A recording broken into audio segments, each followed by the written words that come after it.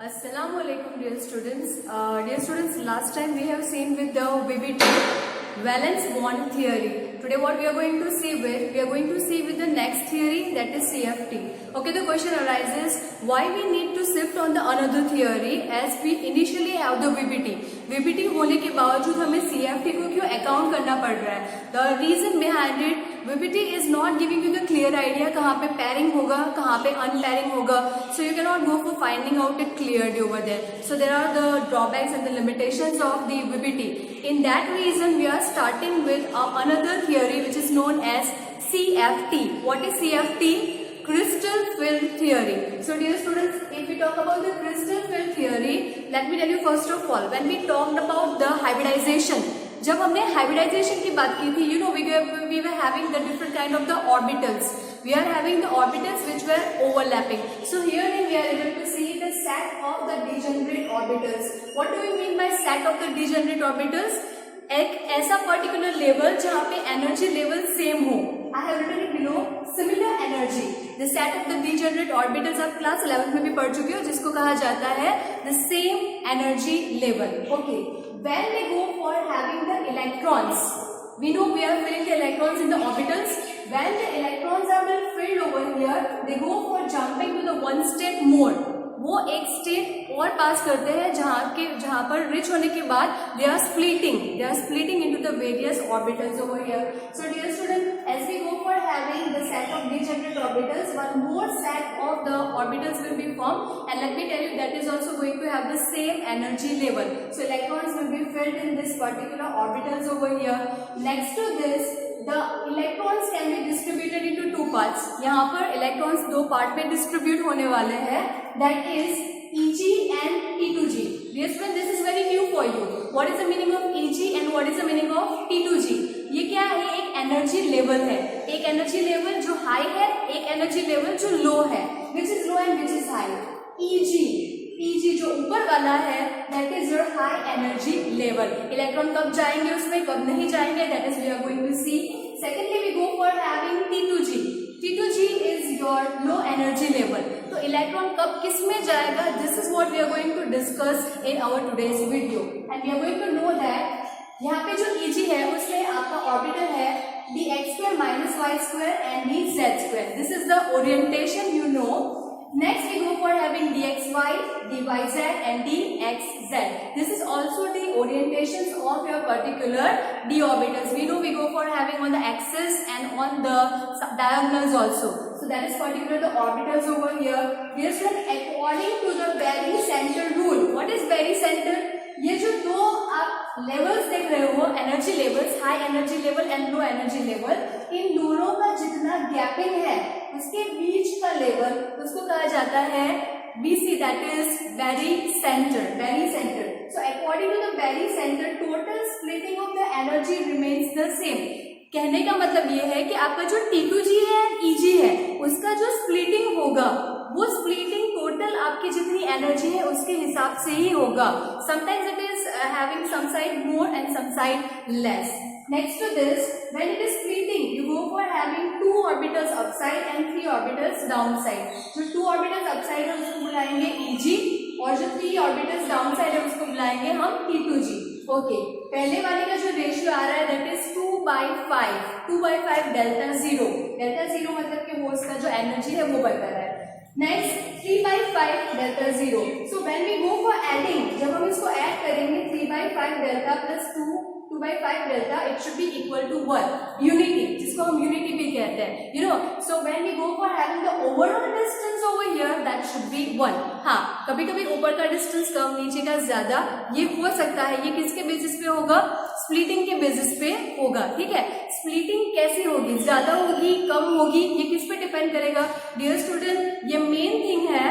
This is going to depend on the ligands. Yes, ligands क्या होते हैं? Yes, ligands are the donor. And who is going to take the electrons? Who is having the vacant d orbital? Metals. Metals are having the vacant d orbital. So dear students, pay attention over here. अगर हमारा ligand, अच्छा ligand के पास क्या होता है? Ligand के पास या तो इलेक्ट्रॉन्स होते हैं, एक्स्ट्रा इलेक्ट्रॉन्स होते हैं, या तो लिगेंड कैसा होता है? न्यूट्रल होता है बट उसके पास क्या होता है, लोन पेयर ऑफ इलेक्ट्रॉन। अच्छा, अगर लिगेंड वीक फील्ड का है, मतलब वो ज्यादा एनर्जी वाला नहीं है, if your electrons are present over there and if it is not so much energetic, तो उसको हम बुलाएंगे weak filled ligand। अगर ligand weak है तो ये जो splitting हो रहा है वो ज्यादा नहीं होगा, it will be not more।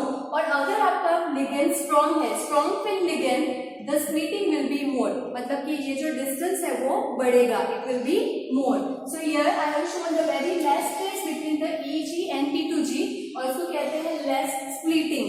Is it clear? Example I minus, Br minus, SCN minus, Cl minus, etc. Secondly, we go for having T2G में यहाँ पर मोर स्प्लिटिंग भी बताया हुआ है, और आपकी मोर स्प्लिटिंग कब होगी, जब आपका लिगेंड कैसा होगा, strong field ligand. So you go for having NH3EN. What is EN? Ethylene diamine. NO2, that is nitrate group. Okay, so these are the examples of, these are not only the this much example, there are many more examples which is already given in your textbook. I have just taken few examples. अच्छा dear student, ये तो हमने देख लिया कि अगर strong field ligand है या वीक फील्ड लिगेंड है तो स्प्लिटिंग कैसी होगी। अगर स्ट्रॉन्ग फील्ड लिगेंड है तो क्या होगा, स्प्लिटिंग विल बी मोर। अगर वीक फील्ड लिगेंड है तो splitting will be less. Now pay attention, suppose करो कि आपके डी वाले ऑर्बिटल में एक ही इलेक्ट्रॉन है, ठीक है, और आपके पास है Eg एंड T2G, ठीक है। तो पे अटेंशन, अगर आपके पास D1 मतलब कि डी में सिर्फ एक इलेक्ट्रॉन है तो एनर्जी के हिसाब से वो पहले कहा जाएगा नीचे, ज्यादा एनर्जी नहीं है, नीचे ही जाएगा हमेशा, ठीक है। तो एक इलेक्ट्रॉन यहाँ पे फिल्ड हुआ। अब D2, इसका मतलब इसके पास 2 इलेक्ट्रॉन्स है, 2 इलेक्ट्रॉन्स है तो वो भी कहाँ जाएंगे, it will be going in T2G, 2 electrons यहाँ पर चले गए। If you talk about D3, तो D3 में भी इलेक्ट्रॉन्स कहाँ जाएंगे, down side, it will be going all the electrons down side only in T2G। Dear student, जब भी आपका D1 हो, D2 हो एंड D3 हो तो आपका पर्टिकुलर कंपाउंड हमेशा कौन सा मैग्नेटिज्म दिखाएगा, paramagnetism. It will always show paramagnetism. Okay, when you go for having D4, यहाँ से रेफरेंस स्टार्ट होगा। D4 कॉम्प्लेक्स, इसका मतलब कि आपके डी वाले ऑर्बिटल में 4 इलेक्ट्रॉन्स है। 4 इलेक्ट्रॉन्स है तो क्या होगा, सबसे पहले हमने लिया week field ligand. Week field ligand क्या करवाता है, ज्यादा स्प्लिटिंग करवाता है या कम स्प्लिटिंग करवाता है, हमें पता है वो कम स्प्लिटिंग करवाता है, लेस। सो हमने क्या किया, ये नंबर 1 इलेक्ट्रॉन, ये 2 इलेक्ट्रॉन, ये 3rd इलेक्ट्रॉन, 4th इलेक्ट्रॉन कहा जाएगा as the energy level is less. इन दोनों के बीच का डिस्टेंस कम है, इसलिए आपका 4था इलेक्ट्रॉन इसमें जा सकता है, Eg में जा सकता है। Is it clear? So we say that as there is a less splitting because of weak field ligand, that is you can say that less splitting, delta 0, दोनों के distance delta 0 is less than P। What is P? P is a pairing energy. यहाँ पे pairing होगा या अनपैरिंग होगा, ये क्या हुआ, अनपैरिंग हुआ, ये पैरिंग नहीं हुआ। ये वाला कॉन्सेप्ट कहाँ पे क्लियर नहीं था, ये VPT में क्लियर नहीं था, जो किस में क्लियर हो रहा है, CFT में क्लियर हो रहा है। Is it clear? So we can say less splitting की वजह से क्या होगा, pairing will be compare to the pairing, आपका यहाँ पे एनर्जी डिफरेंस कैसा आ रहा है, कम आ रहा है, इसलिए आपका 4था इलेक्ट्रॉन कहाँ जा सकता है, Eg में जा सकता है, which is high energy level. अच्छा, एक और इम्पोर्टेंट चीज, सारे के सारे इलेक्ट्रॉन्स कैसे हैं, singly filled, they are not double. Is it clear? तो अगर सिंगली फील्ड है तो एक ही ओरिएंटेशन में स्पिनिंग करेंगे एक ओरिएंटेशन में। We call all the 4 electron unpaired, चारों के चारों इलेक्ट्रॉन्स कैसे हैं, अनपेयर्ड है, तो उसका नेचर कैसा होगा, paramagnetic in nature. Dear student, अगर एक भी इलेक्ट्रॉन अकेला बच जाए तो भी हमारा सब्सटेंस पैरामैग्नेटिक प्रॉपर्टी ही दिखाएगा। If all the electrons are paired, एक ऑर्बिटल में 2 इलेक्ट्रॉन है तो ही वो डायमैग्नेटिक हुआ, अदरवाइज अगर एक भी रह गया तो उसको हम पैरामैग्नेटिक ही बुलाएंगे। अच्छा, 4 इलेक्ट्रॉन है मतलब 3 से ज्यादा, if this is more than 3, so when it is more than 3 we call it as a high spin complex. Is it clear?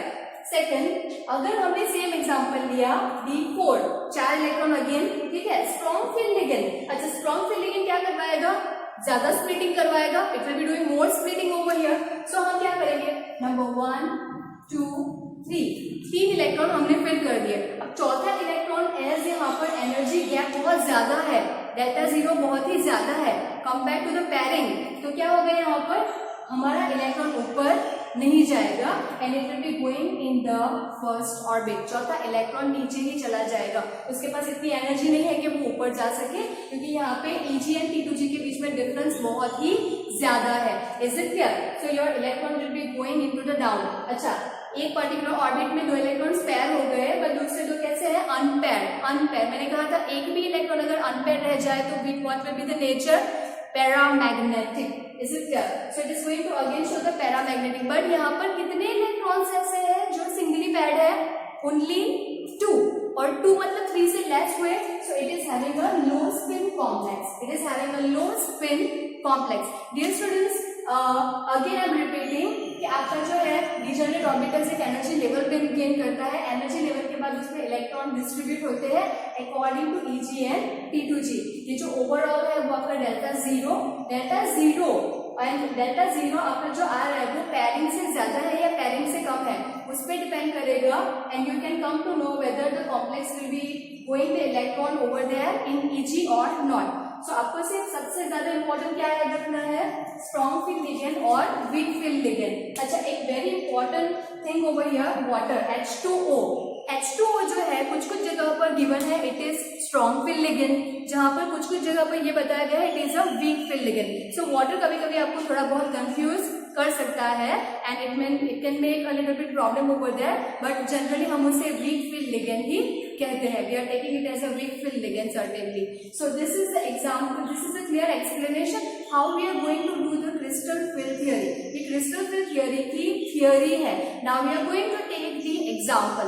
अब हम क्या करेंगे? एग्जांपल में मेटल सेम लेंगे, हम क्या करेंगे? लिगेंड्स चेंज करेंगे और लिगेंड्स चेंज करके चेक करेंगे कि क्या यहाँ पे उनका जो नेचर आ रहा है, मैग्नेटिक नेचर, क्या वो सेम आ रहा है, क्या उसकी स्पिनिंग सेम आ रही है या नहीं। That is what we are going to see in the example. Hope this much is clear to you.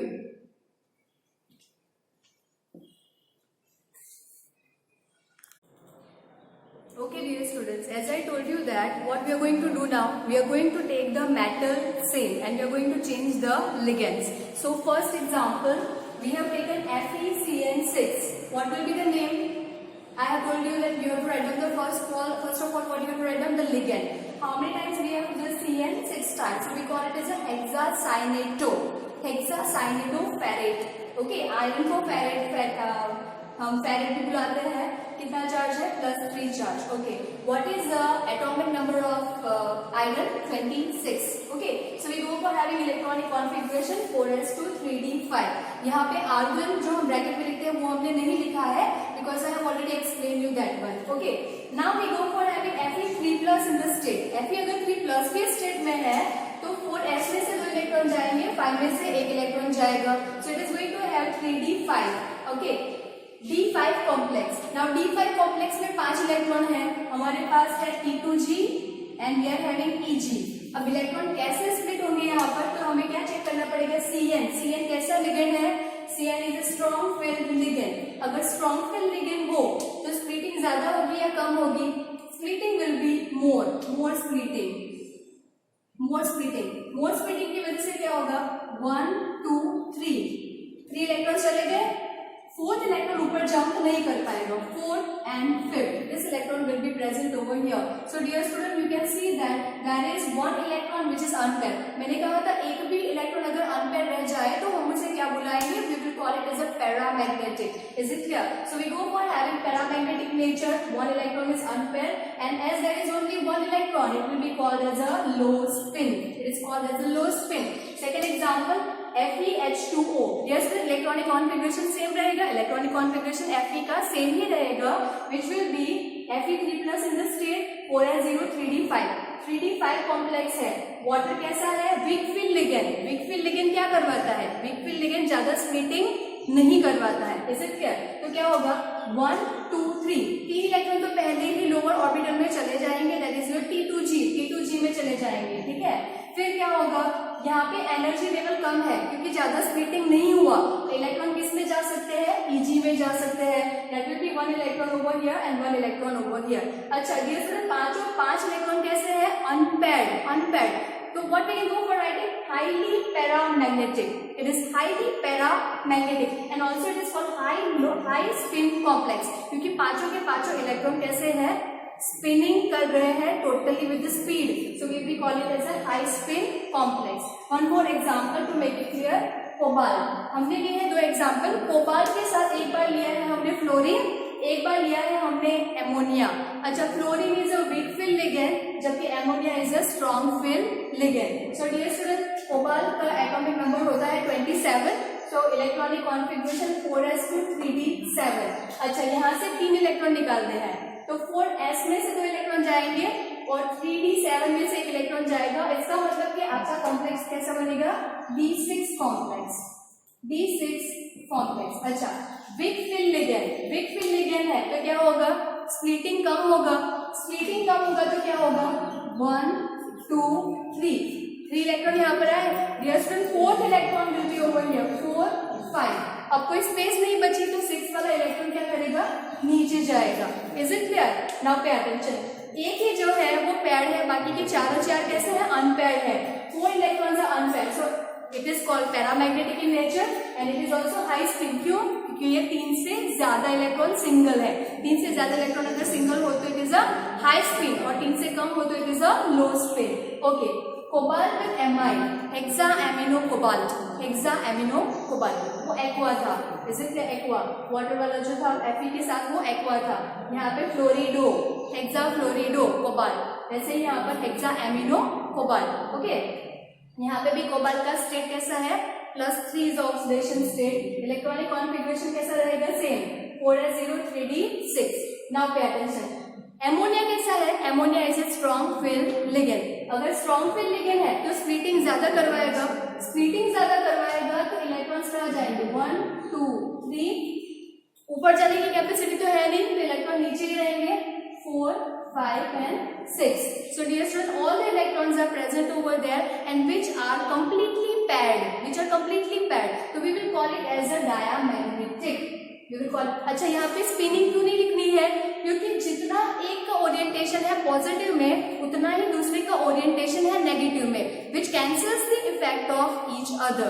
So these are the few examples which can make your theory more clear and more easy for you. Still, if you go for having any doubts, you can ask in the comment section. Dear student, आपकी text book में भी कुछ examples दिए हैं which are little bit, the theoretical portion is little bit confusing one. If you go with this particular idea, it is going to make it more easy for you. So try to follow it, and if still you have any doubts, you can ask in the comment section. Thank you.